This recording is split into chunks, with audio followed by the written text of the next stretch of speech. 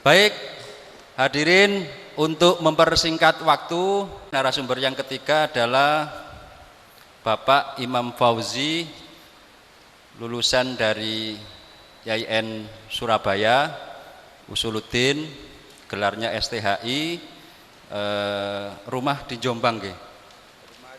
Oh, rumah sudah di Surabaya, lahirnya di Jombang. Niki nggih santri, mulai ibtidaiyah, sanawiyah sampai aliyah itu di Pondok Pesantren Assalam Peterongan Jombang. Beliau adalah, tepuk tangan, ketua Jim nggih, damel Jim nggih. Juleha Jawa Timur. Moto hidup, jalani hidup dengan ikhlas. Baik, hadirin, untuk mempersingkat waktu, saya persilahkan kepada narasumber yang ketiga adalah Bapak Imam Fauzi, ketua Jim nggih, damel Jim nggih.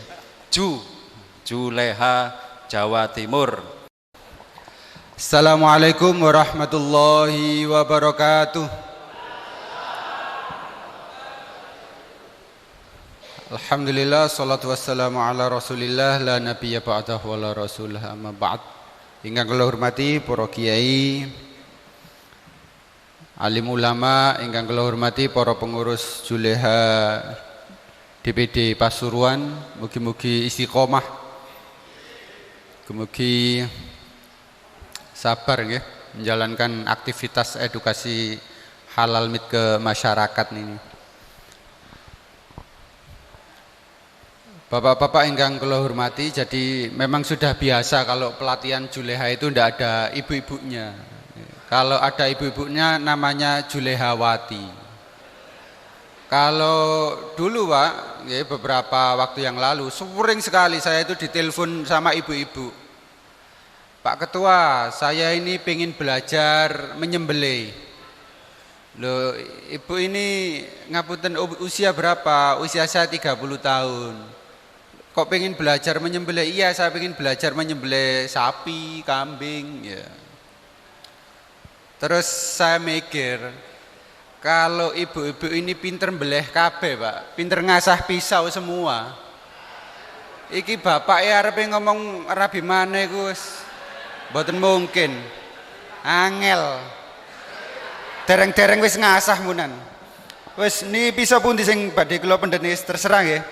Contoh mawon. Umpami ibu-ibu ini sudah kita ajari ngasah pisau. Sing landhepe kados ngeten.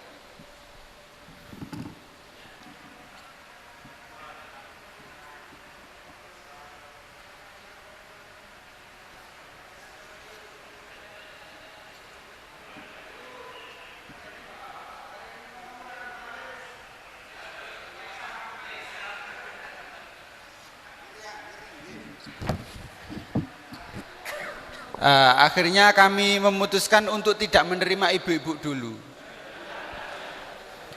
Lah, tapi kemarin Pak ada pelatihan Juleha profesional. Jadi Juleha profesional itu latihannya 5 hari Pak. Hari pertama sampai terakhir. Yang melatih bukan dari kami tapi dari Kementerian Pertanian, LSP, Lembaga Sertifikasi Profesi. Kemudian setelah lulus diikutkan sertifikasi BNSP. Jadi Juleha ini adalah profesi yang mengeluarkan sertifikat itu juga dari negara. BNSP namanya, Badan Nasional Sertifikasi Profesi. Yang kalau orang ini sudah memegang sertifikat BNSP, ya, itu bisa bekerja di dalam negeri untuk pabrik-pabrik slaughter, RPU, rumah potong unggas, rumah potong hewan, juga di luar negeri. Saya beberapa kali mendapat telepon dari Kanada. Pakai bahasa Inggris Pak, cuman bahasa Indonesianya seperti ini. Ya, saya meskipun santri ya rada iso bahasa Inggris. Cak Imam, saya tolong dicarikan tenaga kerja dari Indonesia. Syaratnya 4, 1 usia di bawah 40 tahun. Nah, ini kita sih 6 sedanten nih. Insya Allah di bawah 17 tahun sedanten nih insya Allah. Leher ke bawah 17 tahun, leher ke atas 50 tahun.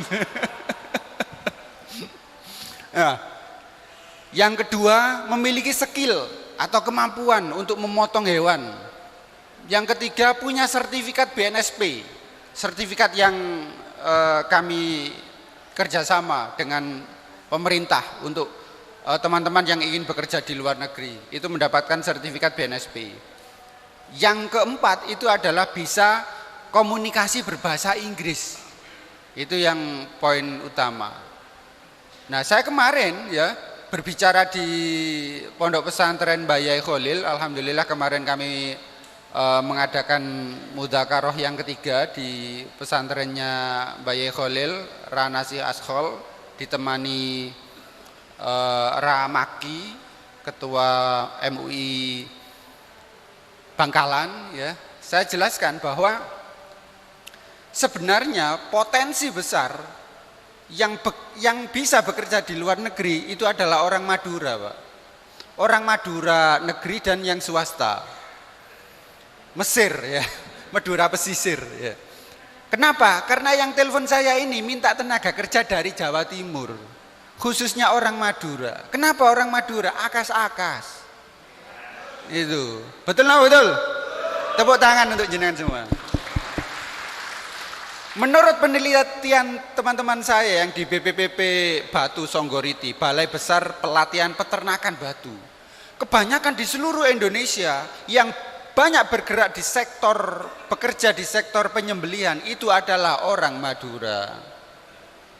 Tapi sayang, penelitian dari BPPP juga, dari UINSA juga ya, 80% sembelihan unggas, sembelihan mulai ayam, bebek, mentok, itu tidak syar'i semua. 80%, Pak. Tidak syar'i semua. Motongnya itu di pangkal leher, tidak memotong hulkum mari wadajainya. Dan diburu cepat. Di Surabaya ada 77 titik RPU, rumah potong unggas, ya pasar-pasar dan lain sebagainya. Yang punya sertifikat NKV, nomor kontrol veteriner, itu hanya 3, padahal ono 77. Tidak punya sertifikat halal, belum punya, Pak. Jadi 90% RPH atau RPU itu tidak memiliki sertifikat halal. Nah, ini dimakan semua oleh kita semua orang Islam. Oleh karenanya Juleha ini bergerak di visi misinya adalah soal edukasi halal meat, pentingnya makan daging halal itu. Karena saya hanya memiliki waktu yang sedikit, yang pendek, tadi diminta oleh Yai Mundir itu untuk ya yang cepat gitu. Tapi insya Allah nanti kalau ada pelatihan lagi, Pak ya, nanti kita akan perdalam kembali. Pertama, fikih udhiyah atau fikih sembelihan. Tadi sudah dijelaskan oleh beliau ya, Pak Yai, singkat, secara singkat ya, secara singkat. Kemudian fikih penyembelihan hewan kurban, karena beda penyembelihan biasa sama penyembelihan hewan kurban. Ada doa-doanya yang berbeda. Kalau menyembelih hewan biasa doanya apa, Pak? Cukup bismillah atau ditambah Allahu Akbar. Makanya ini kita jadikan yel-yel di Juleha. Kalau kami berteriak Juleha Indonesia, jawabnya bismillah Allahu Akbar. Juleha Indonesia, bismillah Allahu Akbar. Juleha Indonesia, bismillah Allahu Akbar. Tepat di sini. Kalau sapi, Pak, kalau sapi, motongnya di mana sapi itu? Motongnya dari pangkal leher itu adalah jari 5, dikasih jari 5 begini, Pak. Dari pangkal leher. Tepat di bawah sini, biasanya di situ tempatnya. Di bawah jakun. Napa jakun ini bahasa Inggrisnya? Kalau menjing.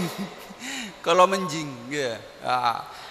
Jadi di sini digerabak itu digerabak, diraba, terus di sini tempatnya. Itu kalau sapi. Kalau kambing 3 jari dari pangkal leher. Pangkal leher itu yang atas, Pak. Pangkal leher yang atas 3 jari. Biasanya di situ tempatnya jakun. Nah, di bawah jakun motongnya, ya, di bawah jakun motongnya. Kalau ayam itu adalah 1 jari. Pegang kepalanya, Pak. Tek. Iya. Dangak ngeten, kepala ayamnya di atas, tek ngeten. Di bawah jempolan itu tempatnya yang paling tepat, hulkum mari wadajainya berkumpul di bawah jempolan. Kalau bahas di anatomi hewan itu tempat yang tepat untuk motong unggas ayam, bebek, mentok itu adalah di ruas leher yang ketiga, di ruas leher yang ketiga di bawah jempolan itu. Kenapa di bawah ruas leher yang ketiga? Pas di ruas leher yang ketiga itu adalah tempatnya hulkum mari wadajain berkumpul. Hulkum mari memang ada di permukaan, di depan begini. Tapi wadajain khusus ayam, mentok, bebek itu ada di kanan kiri.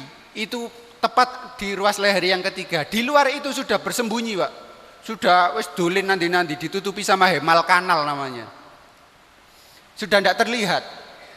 Nah, orang-orang kadang motong ayam itu seringkali kalau sekarang di pasar-pasar, Pak, itu di sini. Di pangkal leher, tidak memotong hulkum mari wadajainya.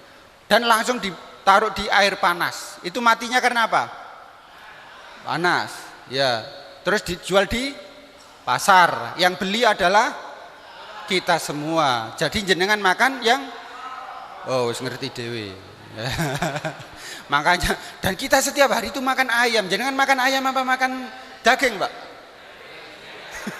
Nah, Om Pasuruan kaya makan daging. Makan ayam. Ayam itu berasal dari kata yaumun, hari. Karena setiap hari kita makan ayam, makanya disebut ayam. Niku rekaan kula piyambak. Ayam, sehari-hari kita makan ayam. Pitik niku asline nggih berasal dari bahasa Arab, Pak. Pitik. Tapi cuman kleru ngucapi. Kitaun. Nah, makanya potong ayam potong niku kitaun, dipotong ayam potong. Kitaun dadi pitik. Niku nggih rekaan kula piyambak. Nggih.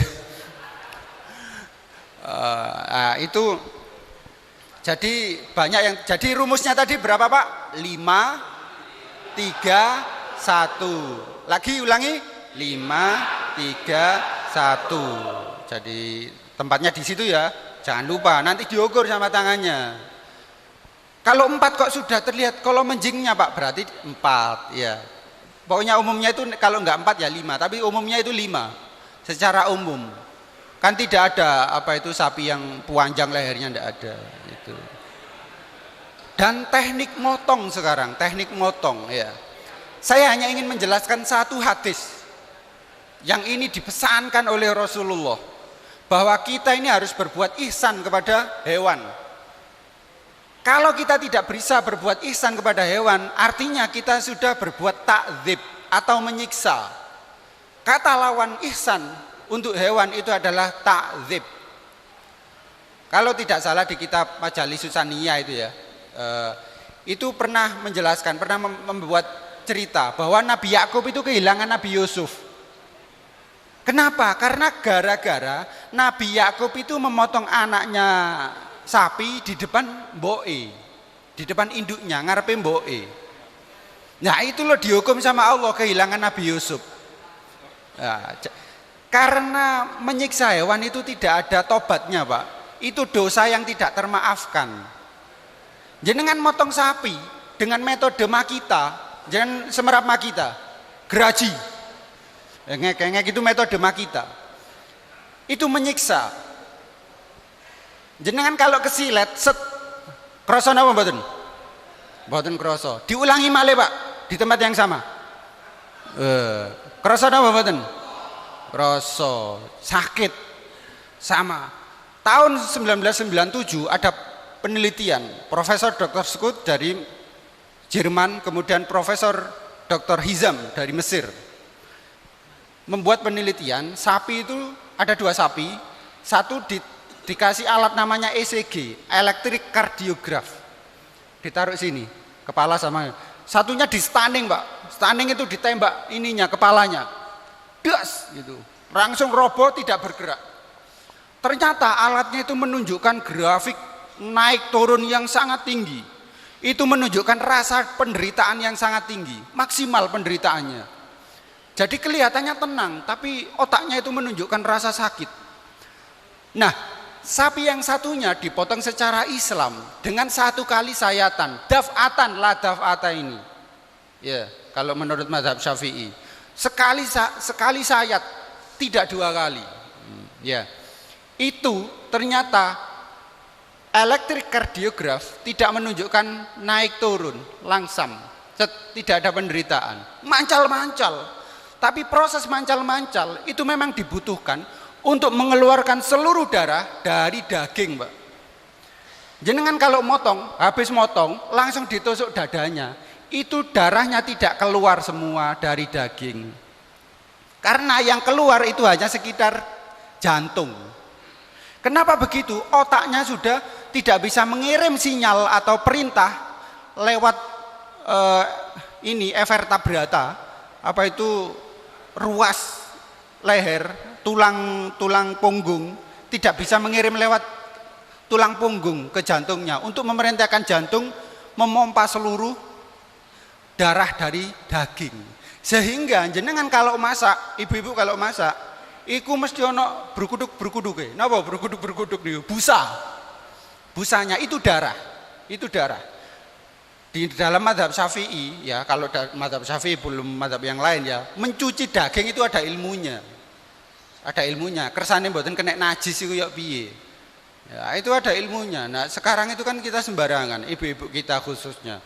Kalau masak ada busanya. Digawe kaldu, Pak. Digawe kaldu ben gurih. Saya konsultasi, Pak. Ya, ada orang ngaku pemilik depot besar yang langganannya itu para kiai, para santri kalau rapat-rapat, atau kiai ke santri kalau rapat-rapat daerah Tapal Kuda sana. Mriki pun mulai Tapal Kuda ya, tapi ini daerah sana, agak ke sana. Itu pasti dicampur minyak babi, Pak, kalau masak. Kiainya ditanya, "Enak, Yai, rasanya?" "Oh, enak, alhamdulillah, mantap." Wah, ada minyak babinya wadah. Ngaku terus tobat, Pak, setelah mendapatkan ilmu juleha itu. Masya Allah. Jadi di Malang yang namanya bakso, ngapunten saya tidak ingin buka rahasianya Malang, sesuai penelitian itu bakso itu ya banyak pasti pakai minyak babi biar tidak ngendal. Itu wes tidak tahu ilmunya orang-orang itu dari mana itu, kenapa harus pakai minyak babi. Makanya harus hati-hati. Makan ayam juga repot, makan daging juga repot, apalagi sekarang ya banyak PMK. Kalau banyak PSK ngono.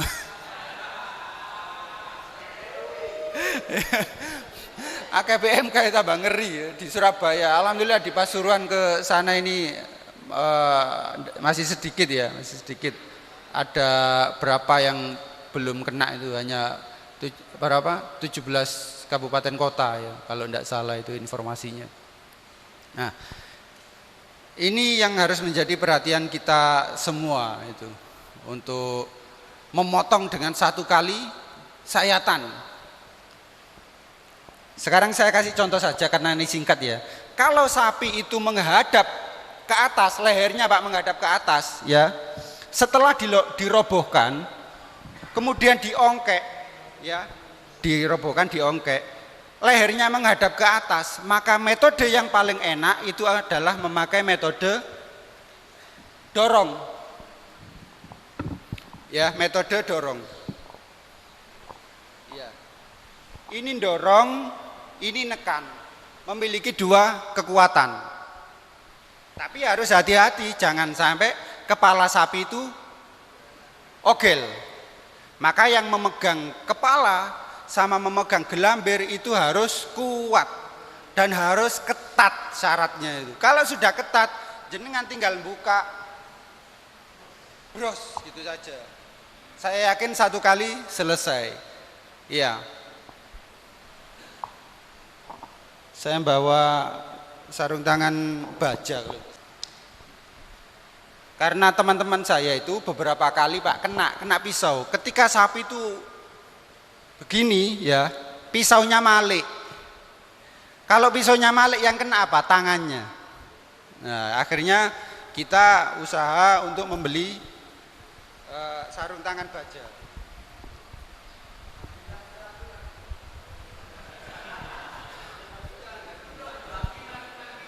Ya. Nanti kalau bagi saya tergantung pada ketua Julia Pasuruan.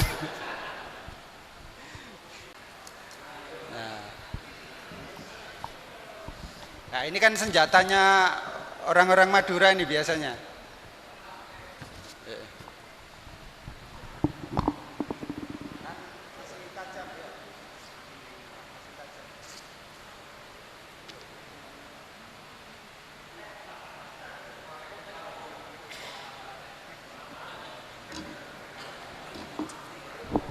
Jadi prinsip ihsan itu adalah nyaman bagi yang disembelih, aman bagi yang nyembelih. Itu. Jangan sampai kita mau motong, malah yang motong yang kepotong tangannya. Yeah. Itu harus hati-hati, harus hati-hati. Ya, itu yang teknik dorong, teknik dorong. Ada yang teknik tarik, Pak. Kalau teknik tarik, maka kepalanya setelah direbahkan, kepalanya harus diangkat sedikit. Ditali di tiang, di bawah lutut. Di bawah lutut. Ya, yang penting pisaunya bisa bermanuver.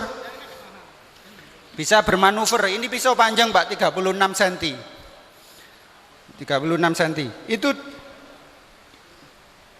Ini pangkal pisau. Ini yang di tangan saya ini pangkal pisau. Dimasukkan ke leher sapi dengan posisi lurus, ditarik sekeras-kerasnya. Ya, diukur dulu bagi yang tidak biasa motong, 5 jari. Setelah itu ditaruh lurus begini, ya. Ditarik yang sekuat-kuat tenaga. Itu 1 kali insya Allah selesai. Jadi daf'atan, la daf'ata ini. Umpama kok dilihat masih belum ada yang terpotong, maka goyang lagi enggak apa-apa. Ya. Fatwa MUI nomor 32 tahun 72 juga. Masih tahun 72. Itu maksimal 3 gerakan, Pak. Maksimal 3 gerakan. 1 kali motong, ya. Kedua menarik ke atas, 3 finishing maksimal, tidak boleh berkali-kali, ongok-ongok. Dan itu harus dilakukan penajaman standar, penajaman pisau yang standar, jangan sampai tidak standar. Standarnya gimana? Standarnya yang pertama adalah dicoba dulu.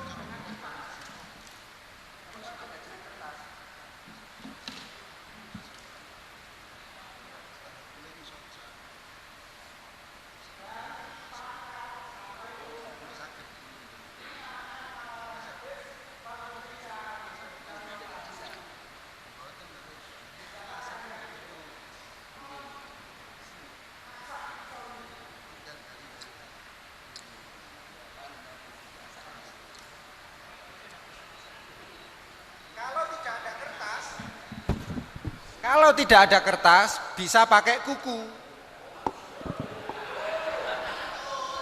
Katut, nek sama ini katut, Pak. Kalau tidak ada kertas, pakai kuku. Ya. Kalau sama kuku kok ndelusur, berarti tidak tajam. Kalau berhenti, jangan diteruskan. Amblas kukune sampean. Apa mana kuku sing ndi iki? Sing kene wong. Ibuke goleki, kukune sampean kok hilang, Mas. Ya. Kalau tidak ada kuku pakai apa, Pak? Boleh pakai bulu, itu standar. Bulu yang mana? Sing putih, Pak? Nah, niki telas, Pak. Biasanya 1 kali kurbanan bulu kula kanan kiri habis. Kayak contoh-contohan tok. Ya, boleh pakai bulu. Seperti ini. Langsung bersih, ya. Langsung bersih.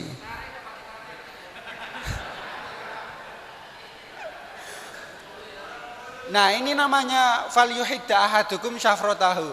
Kalau tidak sampai bisa kertas, plastik, ya, plastik atau bulu atau kuku atau rambut di sini, itu jangan diteruskan, jangan dilanjutkan untuk motong sapi.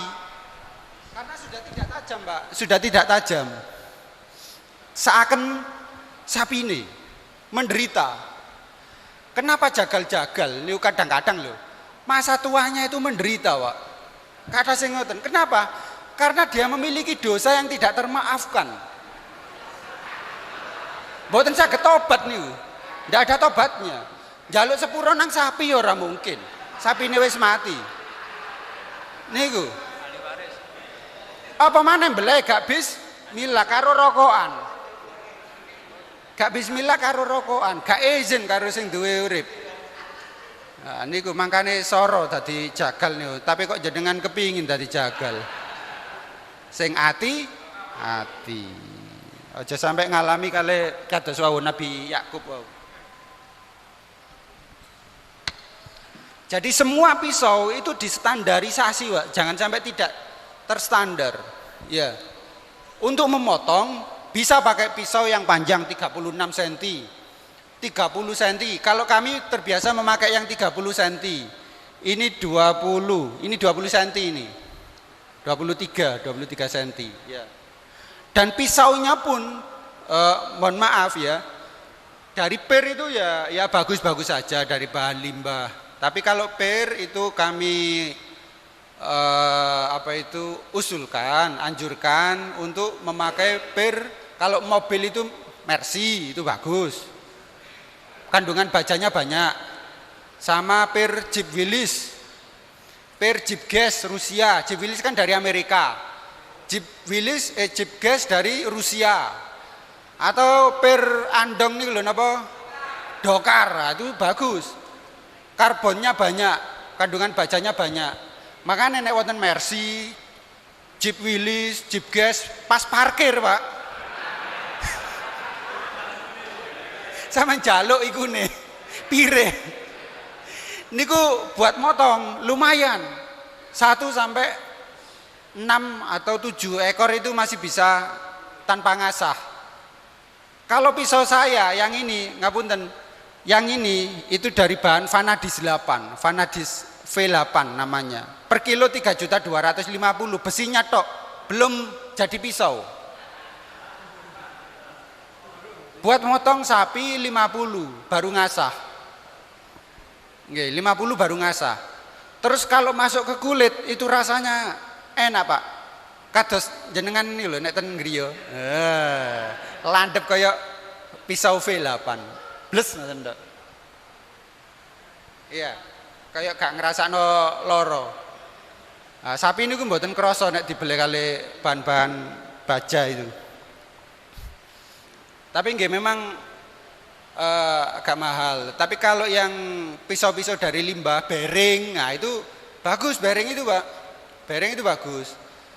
Gergaji napa kayu yang besar niku. Ah itu lumayan, namanya DM05 itu lumayan. Kemarin saya pakai itu bisa motong 8 ekor. Saya coba, Pak, semua bahan saya coba. Ini bahan Van Kron 40, ya bahannya dari Jerman. Kita beli baja dari Jerman, ya, kemudian kita bentuk jadi pisau. Nah di Juleha ini tidak sekedar mengajarkan teknik motong, Pak, juga teknik membuat pisau, teknik mengasah pisau, ya. Teknik mengasah pisau itu kita ajarkan. Dodolan pisau. Yeah. Dan standarnya itu harus standarnya standar internasional. Maksudnya standar internasional itu seperti apa? Yang pertama adalah ada stopernya belakang ini. Ya, bentuknya seperti ini loh, Pak. Sama ini stopper. Penghalang biar tidak bisa keluar dari lingkaran gagang. Ya, seperti ini. Ini standar pisau pabrik. Standar pisau pabrik. Pisau-pisaunya juga harus distandarisasi. Ini yang paling penting. Poin paling penting itu fal yuhidda ahadukum. Ini didahulukan sama Rasulullah. Fal yuhidda ahadukum ini. Ya. Sudah? Soal teknik kita lanjutkan ya. Setelah teknik tarik Pak ya, ada teknik tarik juga, yaitu dengan cara ditempelkan di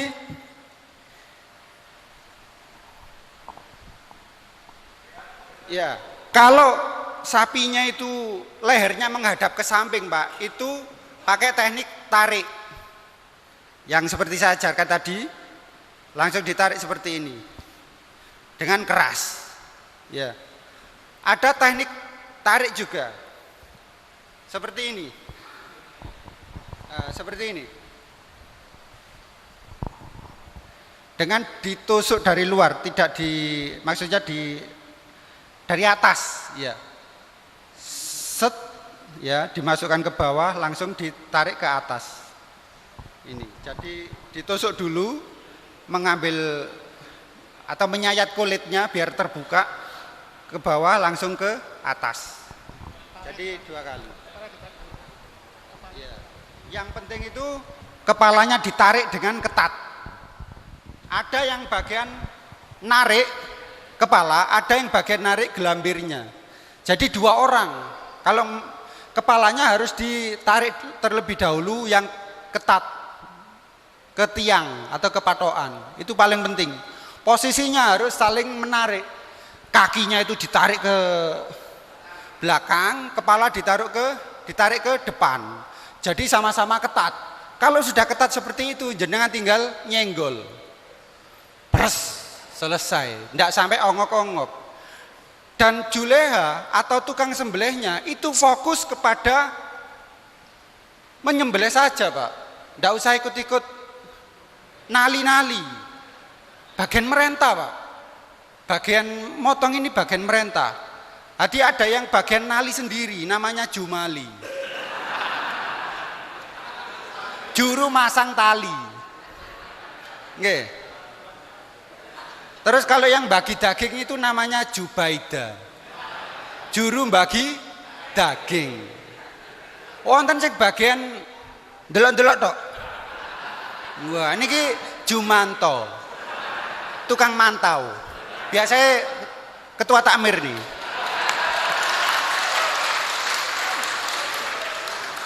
Wonten sing medeni malih Pak. Tukang paido. Mesti wonten Pak, mesti wonten niku. Ten masjid pundi mawon wonten, heran kula. Kok gak lenyap to kok. Namine Jumaidu. Ono nang masjid nanti mesti wonten Jumaidu niku. Ati mulai Juleha, Jumali, Jubaida, Jumanto, Jumaidu niku mesti wonten. Niku rukun. Juleha Indonesia. Bismillah. Allahu Akbar. Semangat. Sambut nggih untuk pisau atau teknik motong. Nah, ada teknik motong lagi. Tadi kan dorong ya, dorong, kemudian tarik ya, tarik 1 kali, ada yang tarik 2 kali dengan cara disentuhkan ke ini, ujung pisau disentuhkan ke lehernya, set, tarik ke belakang. Ya, ada yang seperti itu. Kemudian ada yang ini metode yang di Surabaya, di Pegirian, Kedurus.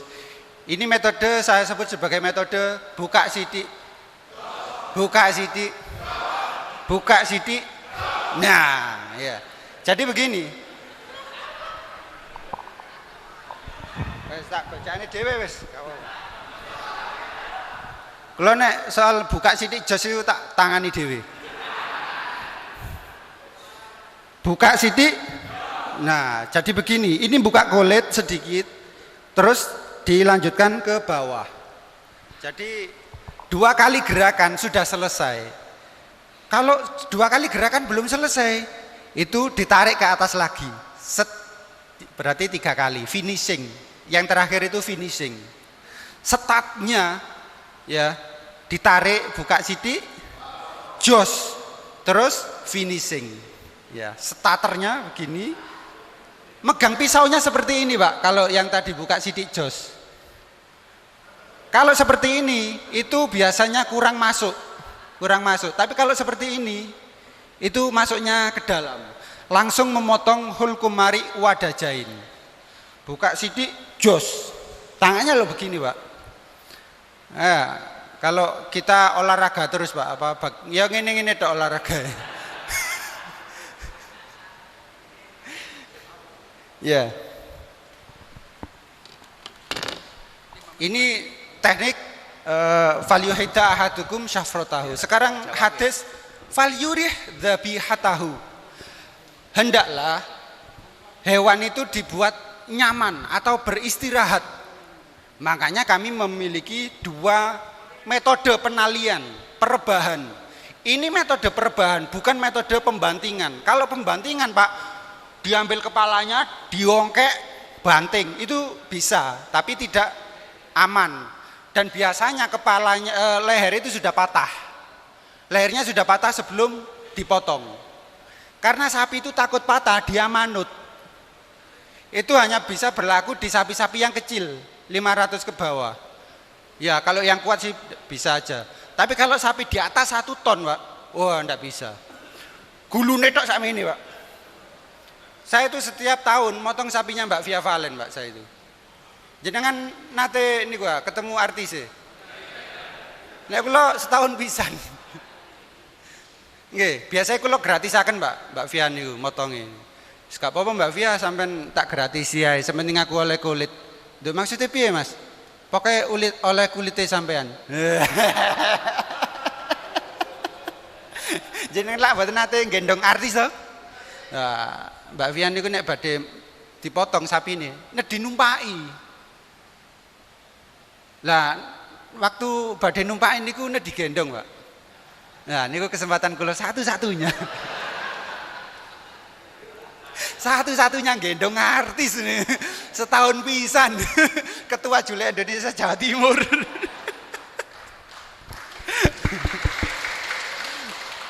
Nah, pisau yang saya buat untuk motong sapinya Mbak Via, terus kemudian saya buat motong sapinya presiden sama gubernur, itu saya upload Pak di Facebook. Wah, wis akeh sing inbox.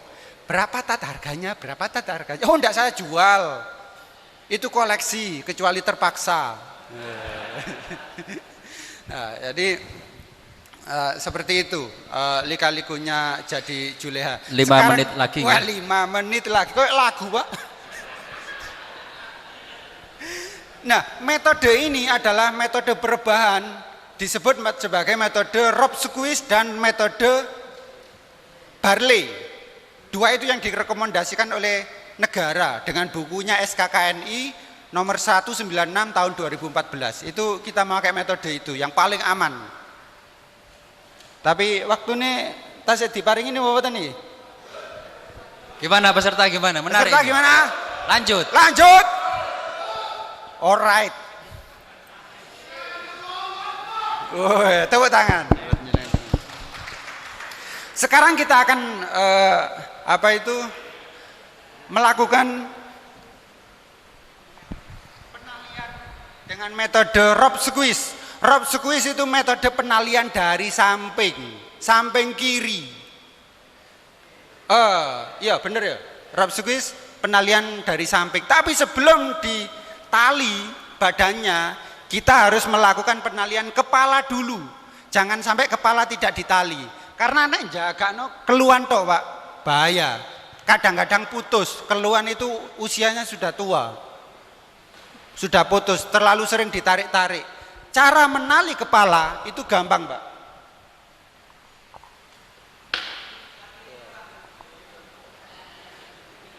Cara menali kepala itu jenengan bikin simpul dulu.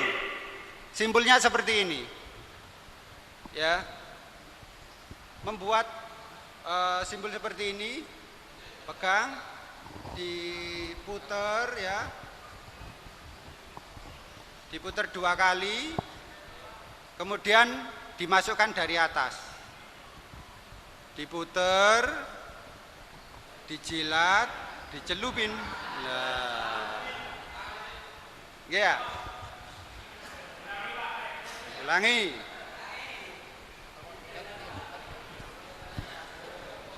Ya.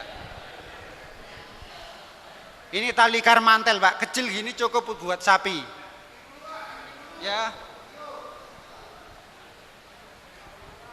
Dibuat simpul, terus diputar 2 kali ke kanan, kemudian dimasukkan dari atas, ditarik ke bawah.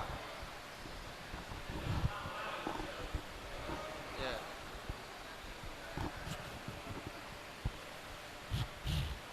Sudah seperti ini. Setelah membuat tali simpul, baru menali kepala. Menali kepala seperti ini, Pak. Diputar ke tanduk. Diputar ke tanduk.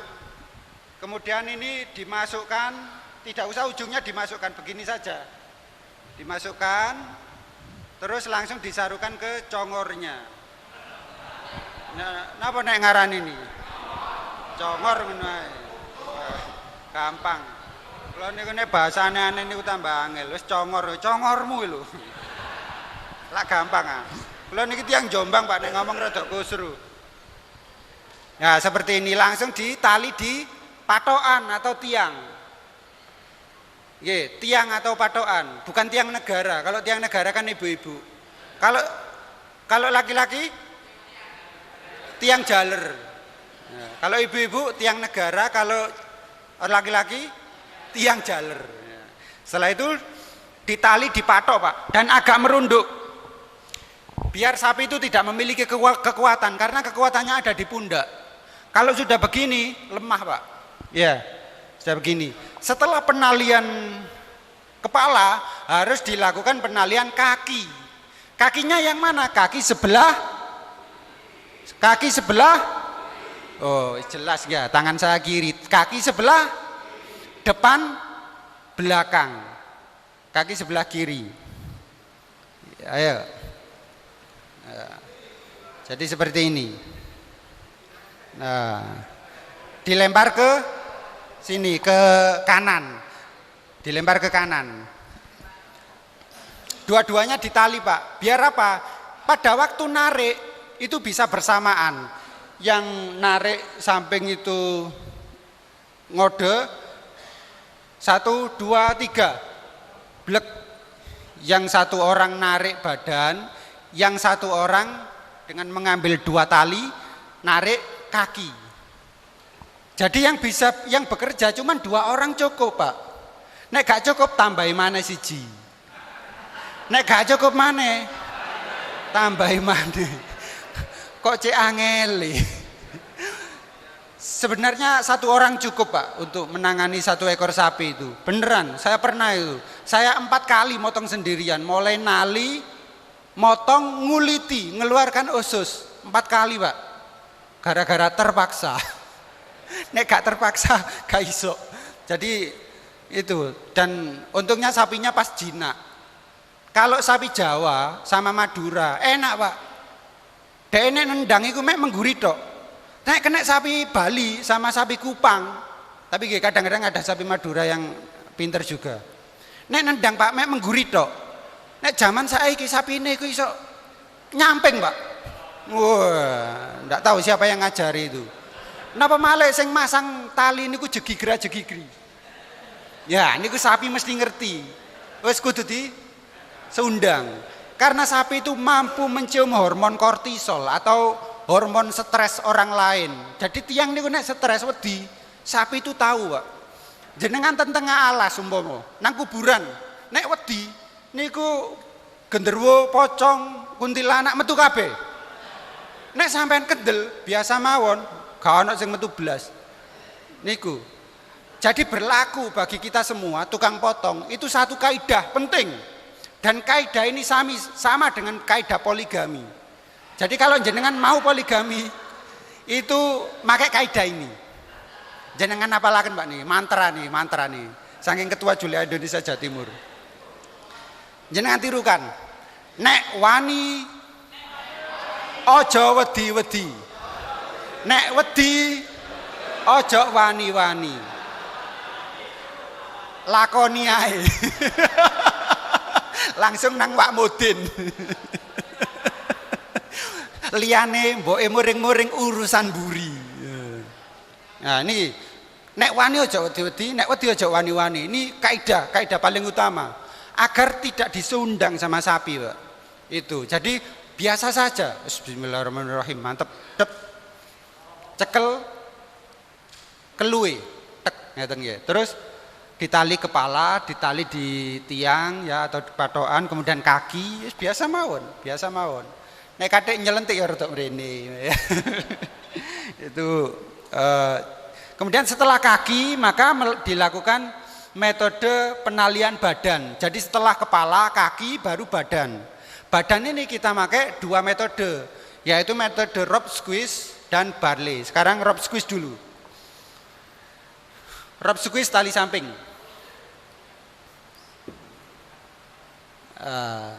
Kalau tidak ada tali leher, maka dibuatkan tali leher seperti ini. Ditali mati di lehernya, tek gini.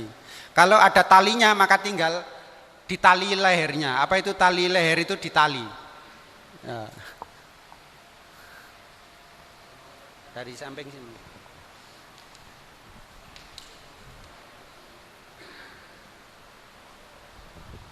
Ditaruh di belakang leher, ya, ditaruh di belakang leher. Kemudian talinya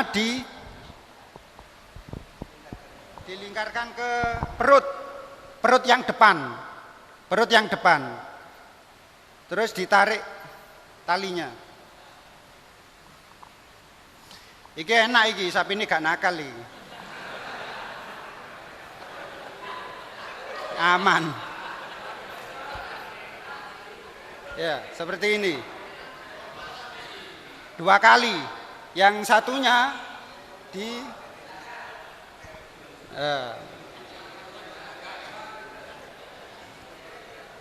Jumali iki kudu akeh ilmune, Pak. Nek bagian julehae enak, bagian kongkon-kongkon ae, bagian KKN kongkon-kongkonan. Jumali kudu akeh ilmune. Keberhasilan motong hewan tergantung jumalinya. Nah, ini sudah. Ini tinggal narik. Julehanya langsung ngasih kode. 1, 2, 3 ditarik, bisa ditarik ke belakang, bisa ditarik ke samping. Ya. Langsung ngeblak. Kalau sudah ngeblak begini, kepala kakinya ditali kaki tadi, dua-duanya begini. Ini ditali dua-duanya, ya. Kemudian dijadikan satu. Kalau sudah dijadikan satu, ditarik ke belakang dengan kuat, Kemudian kepalanya ditarik ke depan talinya, ditali lagi congornya ini agar ketat. Nah, itu tinggal motong dan harus ada yang memegangi kepala sama gembel ini. Kalau gembelnya itu panjang, maka tinggal dijeber. Napa dijeber itu? Basa kasare napa, Pak? Kula nek badhe ngomong bahasa Jombangan niku rada kusru. Dijembeng. Nah, dijeber ngeten dijembeng ya. Dengan ketat. Kalau yang panjang tadi itu tinggal ngiris. Yang penting pisaunya sudah tajam. Pisau standar ya. Seperti itu. Jadi seperti ini bentuknya. Ya, bentuknya seperti ini. Bentuknya seperti ini. Fahimtum? Argentintum? Argentina. Palestintum? Palestina. Ampun ya. Sekarang metode barley. Dilepas, tetap barley atau rope squeeze itu kepala sama kakinya ditali dulu. Jangan sampai tidak ditali. Ini cara yang paling gampang. Mulai sapi kecil sampai besar itu gampang. Banyak metode, Pak, tapi kami memilih metode ini yang paling nyaman dan aman. Karena biar sapinya tidak stres. Kalau sapinya stres, Pak, sampean beli dagingnya alot, Pak. Dagingnya alot. Kenapa alot? Karena asapnya naik. Ya, orang capek itu kan asamnya naik sehingga capek. Itu kalau dipotong dagingnya alot. Dagingnya alot. Ya, bojo sampean dhewe nek kadung stres. Alat napa mboten? Angel. Ya. Nah, sekarang metode barley, yaitu talinya yang panjang itu Pak dijadikan dilingkarkan ini jadi satu. Kemudian dikalungkan dari atas, dimasukkan selangkangan, dilingkarkan seperti ini, dilingkarkan Pak. Kemudian dimasukkan ke selangkangan belakang. Ini tinggal narik Pak. Yang penting peringsilannya aja sampai kesenggol. Nek kesenggol ngamuk kayak sampean Pak. Iya. Set ngeten. Biar jatuhnya itu ke kiri, maka narik ke kirinya lebih keras. Ya, di samping kakinya itu juga ditarik. Itu. Kenapa metode ini mudah dan banyak dipakai? Karena metode ini adalah metode menjerat nafasnya sapi Pak, di perut, sehingga ketika terjerat dia itu manut, kata ditekuk begini jenengan kan manut karena sudah kena. Nah kalau sudah dijerat, sudah ditali, jangan sampai lebih dari 10 menit dibiarkan, gak dibele-bele. Sapi ini wes ngene ya, karena sapi bisa mati sendiri Pak kalau sudah dijerat perutnya. Maka setelah terbaring harus segera dilakukan pemotongannya. Doanya motong Idul Kurban, silakan dicatat atau direkam kalau yang punya HP. Allahumma hadza minka walaka. Ditirukan. Allahumma hadza minka walaka wa taqabbal min fulan. Fulan itu nama orang ya. Namanya satu ya satu, namanya 7 disebutkan 7 semua disebutkan. Ya. Wa taqabbal min Slamet, min Hartono, min Lunamaya, min itu disebut kabeh. Ya. Allahumma hadza minka walaka wa taqabbal min fulan. Bismillahi Allahu Akbar. Langsung buka sidik. Setelah motong jangan lupa menghadap kiblat dengan berdoa inni wajjahtu wajhiya lillati fataras samawati wal ard hanifah muslima wa ma ana minal musyrikin sampai selesai. Dimulai inni wajjahtu sama dengan doa iftitah, tapi ini dilangsung inni wajjahtu. Itu hadis diriwayatkan dari Jabir, an Jabir ya. Dan itu ada di kitab Sunan Ahmad. Nah, itu sunnah. Ini harus dilakukan si penyembelih. Karena apa? Karena sesuai Pak Yai tadi bahwa Juleha ini adalah wakil dari mudhohi atau pengkorban. Maka kewajiban yang harus dilakukan oleh pengkorban itu harus dilakukan oleh julehanya, wakilnya, panitianya. Tasarruful wakil muta'alliqun bitasarrufil muwakkal. Jadi harus melakukan sunnah-sunnah atau kewajiban si yang mudhohinya, yang berkorban dengan menghadap kiblat. Jenengan tumon Pak, jagal sakniki lho, sing saking pasar-pasar. Mari mbeleh menghadap kiblat berdoa. Wonten napa mboten? Mboten wonten ya. Ah niku jenengan mulai. Kersane ibadah kurbannya itu diterima. Karena ibadah kurban ini bukan ibadah sosial Pak, bukan ibadah sedekah. Sak pira-pira aku gelem kurban, wong kene gelem isok makan daging. Bukan Pak. Ibadah kurban itu adalah ibadah taqarrub ilallah, mendekatkan diri pada Allah. Orang Madinah, saya mendapatkan cerita dari Ustadz Ahmad Sarawat. Orang Madinah itu saking banyaknya yang berkorban, itu tidak ada Pak yang mau masak-masak Pak. Dipotong di padang pasir, jeret di gua, selesai. Sing mangan burung bangkai yang makan. Kenapa? Karena ini ibadah taqarrub. Kalau bahasa Jawanya itu ibadah sesajen untuk Allah. Nabi Ibrahim motong Nabi Ismail ya ketika diperintah itu bukan untuk dibagi-bagi dagingnya, tapi karena ini semata-mata dikorbankan untuk Allah Ta'ala. Qabil dan Habil berkorban ya itu dalam rangka diambil sama Allah dengan kilat, des, itu tidak dibagi-bagi. Kalau zamannya dulu Nabi Adam, Qabil dan Habil, jadi kurban itu adalah syariat kedua setelah menikah. Setelah menikah ada syariat kedua yaitu kurban itu. Jadi ini harus menjadi perhatian kita. Setelah disembelih baru menjadi ibadah sosial.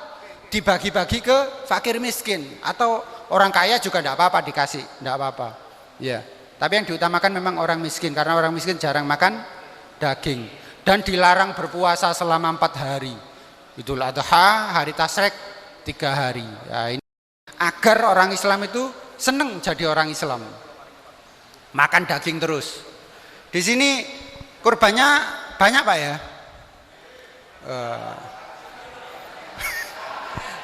Biasanya nek sepi niku mboten jelas, tumut ulama sinten niku mboten jelas. Karena kalau manut Imam Malik sama Imam Hanafi itu wajib Pak. Maksudnya wajib itu kalau jenengan punya kelebihan harta pada waktu hari Idul Adha itu wajib berkorban per orang, per jiwa.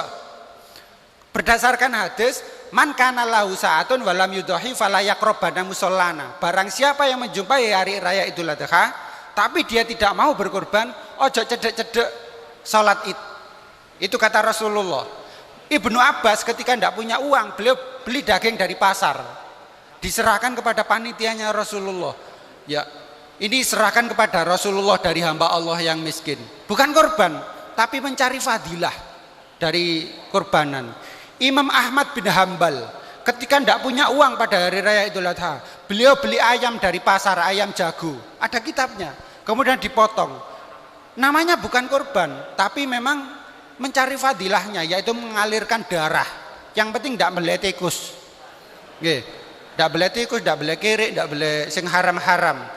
Ya, boleh mentok, boleh apa. Kalau tidak mampu beli kambing.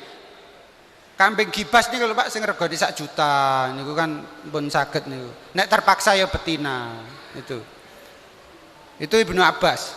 Kemudian kalau Imam Syafi'i itu 1 kakak 1 kurban. 1 kakak 1 kurban. Umpama di sini 1 kampung ini ada 300 kakak, berarti ada 300 kurban. Ya. Hadisnya apa? Kata Rasulullah, ayyuhan nas ala kulli ahli baitin fi kulli amin udhiyatun. Wahai manusia, setiap rumah setiap tahun itu 1 kali udhiyah, kurban. Jadi kurbanan itu ibadah tahunan, bukan ibadah seumur hidup sekali. Kalau yang seumur hidup sekali itu adalah akikoh, itu seumur hidup sekali. Kalau kurbanan itu setiap tahun Mbak, setiap tahun, ibadah tahunan itu.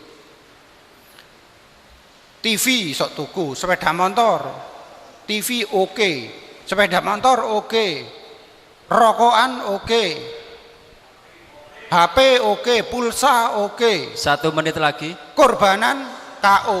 Wah, berarti jenengan tumut Imam Fauzi. Oh, waktunya habis nih, kelihatannya pun kelaparan. Juleha, bismillah, Allahu Akbar. Alhamdulillah kami sudah bisa bersilaturahim ke jenengan semua. Semoga apa yang kami sampaikan ini menjadi manfaat dan bisa dimanfaatkan di tempat masing-masing. Dan semoga pengurus Juleha Indonesia DPD Pasuruan ini nanti lebih luas dan bisa mengajar. Perlu saya sampaikan ya, ada 1 program yang menarik bagi Juleha ini, yaitu bahwa kami memiliki program namanya sertifikasi Juleha Masjid. Jadi setiap masjid nanti akan kita data Pak, akan kita ambil 1 atau 2 orang untuk diikutkan pelatihan sampai bisa mendapatkan sertifikat BNSP setiap masjid.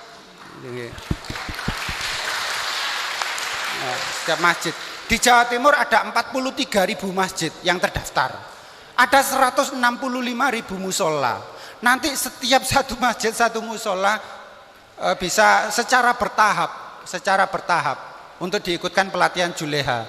Biar bisa memotong hewan kurbannya sendiri. Itu minimal. Juga ada satu lagi, sertifikasi juleha profesional yang latihannya 5 hari, yang itu bisa dibuat bekerja di luar negeri. Itu. Dan bayarannya lumayan. Kalau di Kanada bayarannya $210 Pak per hari. $210 itu 2.500.000 sekarang. Iya. Kalau di New Zealand itu per jam $30 sekarang, per jam. Per bulan itu bayarannya sekitar 42 juta. Kan lumayan itu kalau dengan bisa kerja di sana. Tapi sayangnya di bawah 40 tahun. Waktu habis. Waktu habis. Terima kasih banyak. Juleha, bismillah, Allahu Akbar. Wassalamualaikum warahmatullahi wabarakatuh. Waalaikumsalam warahmatullahi wabarakatuh. Dan untuk doa monggo keaturan dumateng monggo pun. Alhamdulillahirabbil alamin. Allahumma shalli wa sallim ala sayyidina Muhammad salatan taghfiru biha dzunub wa tuslihu bihal qulub wa tantaliqu bihal usub wa talinu bihas su'ub wa ala alihi wa sahbihi wa man ilaihi mansub. Allahumma inna nas'aluka al-'afwa wal 'afiyah wa tamamal 'afiyah wa dawamal 'afiyah wa syukra 'alal 'afiyah wal mu'afata da'imah fid dini wa dunya wal akhirah. Allahumma inna nas'aluka min kulli khairin ahata bihi ilmuka fid dunya wal akhirah wa na'udzubika min kulli syarrin ahata bihi ilmuka fid dunya wal akhirah ya malikat din wad dunya wal akhirah. Allahumma inna nas'aluka min khairi ma sa'alaka 'abduka wa nabika sayyidina Muhammad sallallahu alaihi wasallam wa ibadika salihun wa na'udzubika mimma sta'adzaka minhu 'abduka wa nabika sayyidina Muhammad sallallahu alaihi wasallam wa ibadika salihun. Rabbana atina fid dunya hasanah wa fil akhirati hasanah wa qina adzabannar. Wa sallallahu ala sayyidina Muhammad wa ala alihi wa sahbihi wasallam. Alhamdulillahirabbil alamin wa bi sirri asraril Fatihah.